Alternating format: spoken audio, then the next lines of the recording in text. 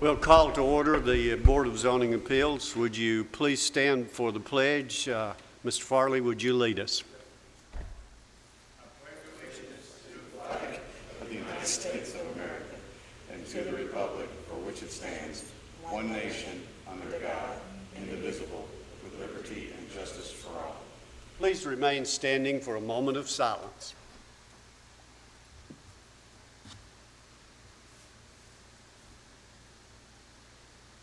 Thank you. Call the roll, please. Gary Farley. Here. Veronica Buchanan. Jerry Sartain. Here. Joe Machado. Michael Rather. Here. Jared Barrett. Here. Zane Cantrell. Present. We have a quorum. You have the minutes before you from the last meeting. Are there any changes or corrections to the minutes? Move be approved, Mr. Chairman. Have a motion to be approved. Do we have a second? All those in favor say aye. Aye. Those opposed, like sign. The minutes are approved. We have two items in under the temporary special exemption for fireworks, and I'm going to ask our staff to go ahead and present both of those, and we'll go back and have the public hearing over each one of them. So if you'll go ahead with that. Yes, Mr. Chairman, thank you, and good evening, board members. Hope everybody's doing well tonight. The first two applications, as the chairman said, are both temporary firework applications. Both of these sites are repeats from previous years.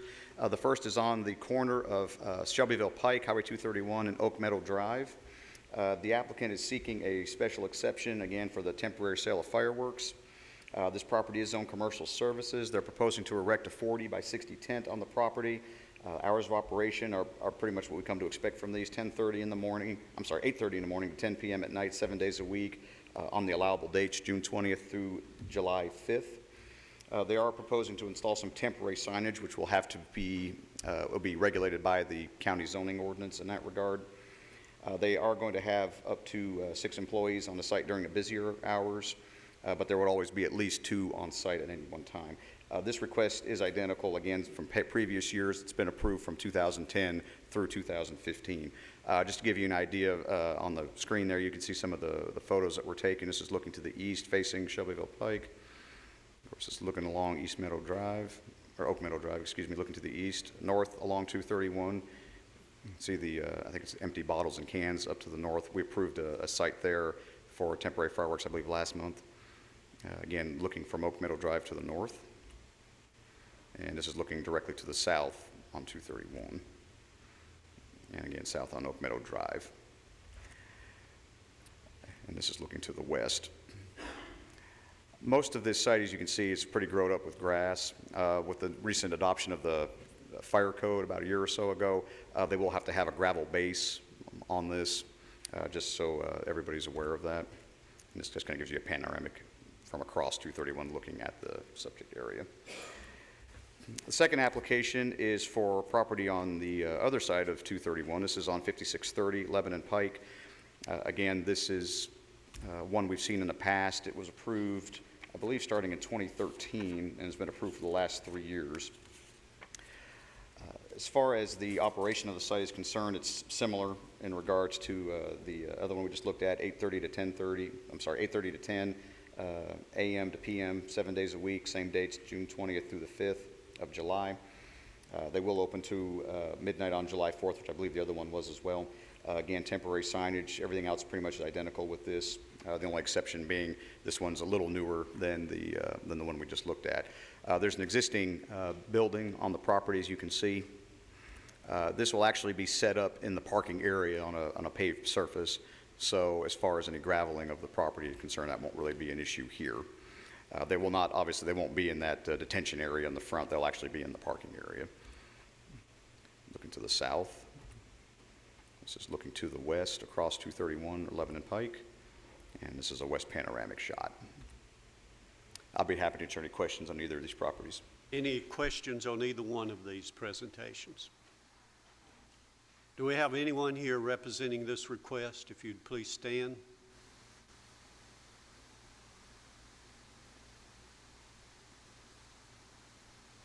Do you want to proceed with this? I think we probably need to, because if we don't, it's going to get close to the holiday, and, Okay, the first item then is a Highway 231 in Oak Meadow. We'll open this for a public hearing for anyone who'd like to speak on this. Might remind you that both of these have been approved or recommended by our staff. Close the public hearing. Do we have a motion on it?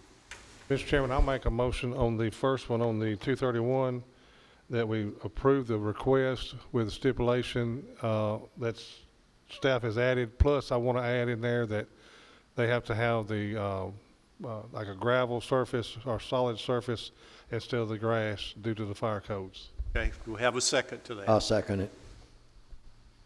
Any discussion? Call the roll, please. Gary Farley, Yes. Veronica Buchanan, Yes.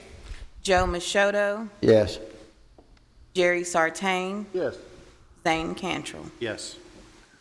It is approved. The next item we have is at 5630 Lebanon Pike. We'll open that for a public hearing for anyone who'd like to speak on it. Close the public hearing. Do we have a motion on it? I move to approve it. Okay, have a motion to be approved. Do we have a second?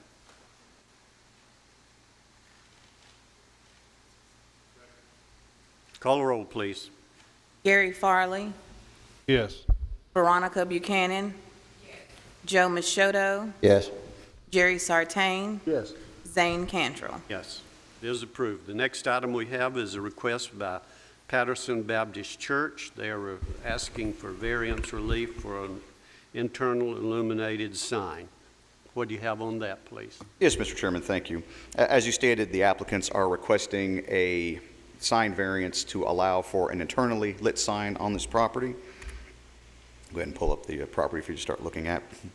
They're asking for a variance from Section 1205, which only permits external lighting and automatic changeable copy messages, which is limited to 25% of the sign area for digital or 50% for manual changeable copy messages.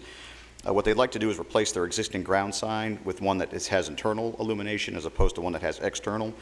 Their face of the sign will measure 10 feet by 4 feet for a total of 40 square feet, which is within the allowable square footage for these types of signs. Overall height would measure 8 feet, again, which does meet our current regulations. The existing sign is not illuminated, so what they are looking to do is replace it with basically an internally illuminated sign. Most of the responses from the applicant, they feel that an internally lit sign would be less intrusive to the area than an externally illuminated sign. You can see the area along Patterson Road here. I'll just kind of run through this is actually looking at Patterson and Coleman Hill, panoramic of that intersection. This is looking to the south on Patterson. It's not really going to impact that section right there, but looking back to the west, you can kind of see a temporary sign that they've got right there while they're pursuing their plans. And this is their existing parking area. Copies of their proposed sign, the schematic and everything is within your agenda materials as well. And with that, I'll be happy to answer any questions that you may have. Board members, do you have any questions, any concerns, or any statements? Do we have anyone here representing this request? Okay. We'll open this for a public hearing for anyone who'd like to speak on this request. Close the public hearing. Do we have a motion on it? Question. Not had any neighbors that object to it, have you? It seems like we may have gotten a phone call or two, but nobody was in opposition to anything. No. Make a motion, we approve. Have a motion to be approved. Do we have a second? Have a second. Call the roll, please. Gary Farley, Yes. Veronica Buchanan, Yes. Joe Machado, Yes. Jerry Sartain, Yes. Zane Cantrell. Yes, it is approved. The next item we have is a request by Danny Wallace, Middle Tennessee Collision Properties, asking for a special exemption approval. This is automotive repair and servicing business, and it is in a commercial neighborhood zoning. What do you have on that, please? Yes, Mr. Chairman, thank you. This request will probably seem familiar to several of you on the board. The applicant received a special exception approval back in 2015 for property located at 2400 Blackman Road, which is immediately to the south of the properties that are under discussion today.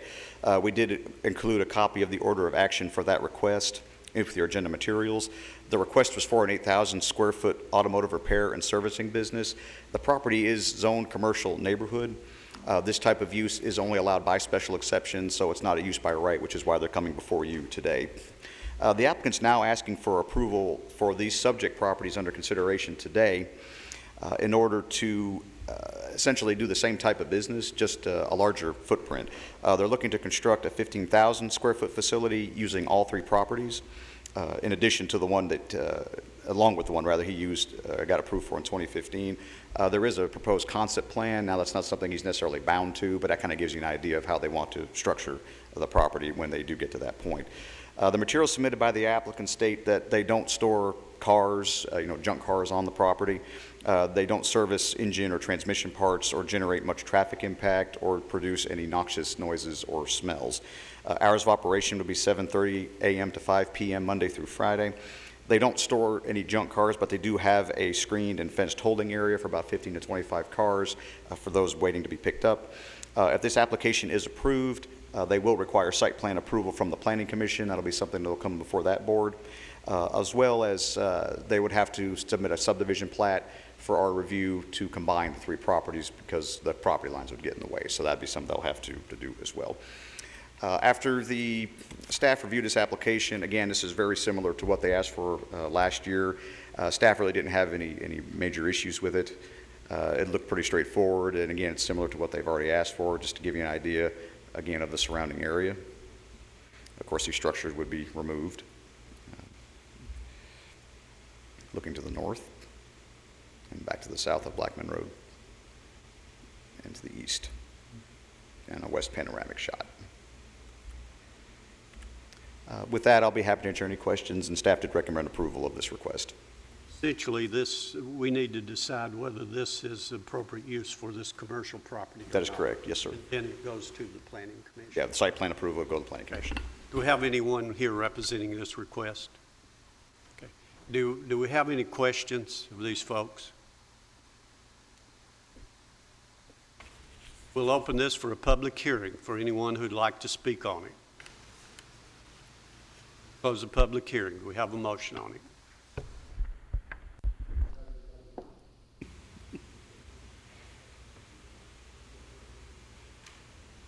Yeah, they're here. They're here.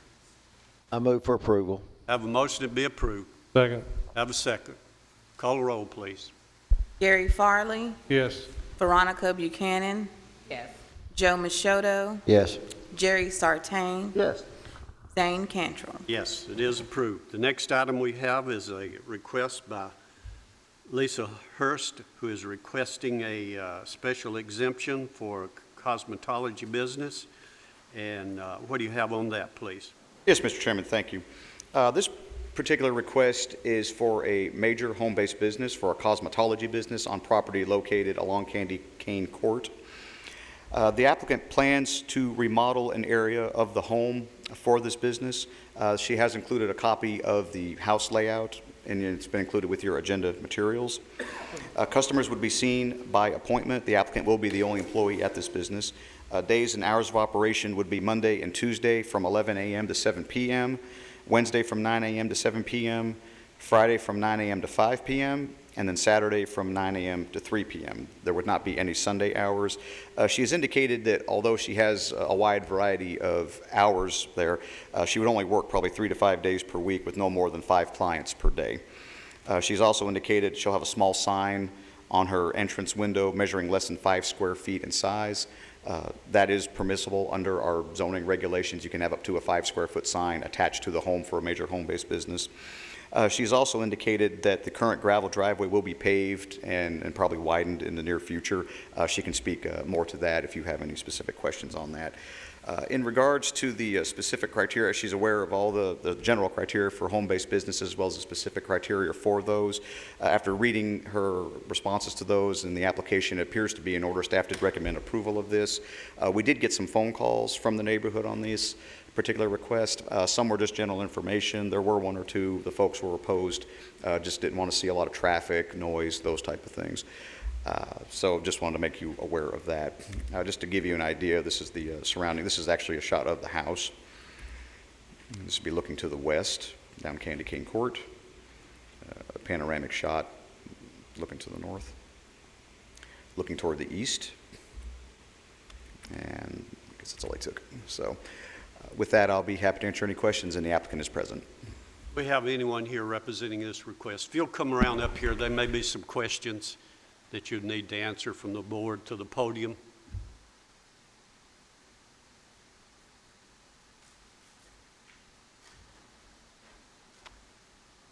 This is a little lady that's going to do the hairdressing. Do you have any questions of her in operation out there? I want to ask you a question. I think I know the answer, but I want to make sure. In your drawing, it looks like you're going to be widening your driveway a little bit. Yes, probably the width of 3 cars. And the reason I ask that question, some of the neighbors may not like to have cars parking on the street. If you had, say, you had someone already in the chair and had someone waiting, there'd be 2 plus what's your cars. True. I'm gonna try to keep everybody in the driveway. They'll listen to me. Any other questions? Did you give us your name for the record? Leslie Hurst. Any other questions? Thank you. You may be seated. We'll open this for a public hearing for anyone who'd like to speak on this request. Close the public hearing. We'll have a motion on it. Have a motion to be approved. We'll have a second. Call the roll, please. Gary Farley, Yes. Veronica Buchanan, Yes. Joe Machado, Yes. Jerry Sartain, Yes. Zane Cantrell. Yes. It is approved. Any other business that needs to come before us? No, sir, that's all I had. You are adjourned. Thank you.